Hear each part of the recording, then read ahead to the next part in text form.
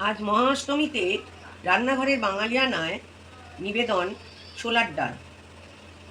তার জন্যে ছোলার ডাল সেদ্ধ করে নিয়েছি এমনভাবে যাতে ডালটা সেদ্ধ হয়েছে কিন্তু গলে যায়নি একেবারে। আলু ভাজার জন্যে আলু কুচিয়ে নেওয়া হয়েছে, নারকেলও কুচিয়ে নেওয়া হয়েছে। এখানে আছে কাঁচা লঙ্কা কুচোনো, কাজু, কিশমিশ, আদা বাটা, হলুদ, নুন, চিনি। আর এখানে ফোড়নের জন্য আছে শুকনো লঙ্কা, জিরে, তেজপাতা, গোটা গরম মশলা আর হিং। আছে কড়া বসিয়ে তেল নিয়ে নিয়েছি।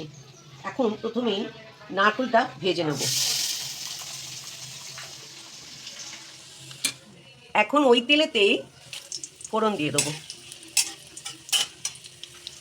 ফোড়নের ভালো গন্ধ বেরোচ্ছে। আলুগুলো দিয়ে দিই। আলুগুলো লালচে রং হওয়া পর্যন্ত ভেজে নিতে হবে। সামান্য চিনি দিয়ে দিলাম। এটা একটু ভাজা ভাজা হলে ডালের রঙটা খুব ভালো হবে। গোটা গরম মশলাটা থেতো করে নিয়েছি, সেটা দিয়ে দিলাম। কাঁচা লঙ্কাগুলো দিয়ে দিলাম, হিংটা দিয়ে দিলাম, আদা বাটা দিয়ে দিলাম,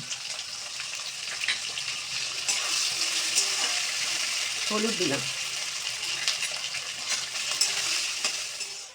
ঘি দিলাম, ভেজে রাখা নারকেল দিয়ে দিলাম,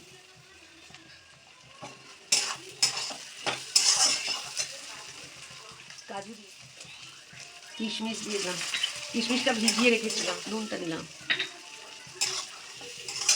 এবারে সেদ্ধ করে রাখা ডালটা ঢেলে দিই, চিনিটা দিয়ে দিলাম, অল্প পরিমাণ জল দিলাম। এবার ঢাকা দিয়ে ফুটতে দেব। ঢাকাটা দিয়ে দিই। দেখি ঢাকাটা খুলে কী অবস্থা। ডাল হয়ে গেছে, এবার এটাকে নামিয়ে নেব। এই হলো আজকে ছোলার ডাল। আপনারা এইভাবে করে খেয়ে দেখুন, আশা করি ভালোই লাগবে।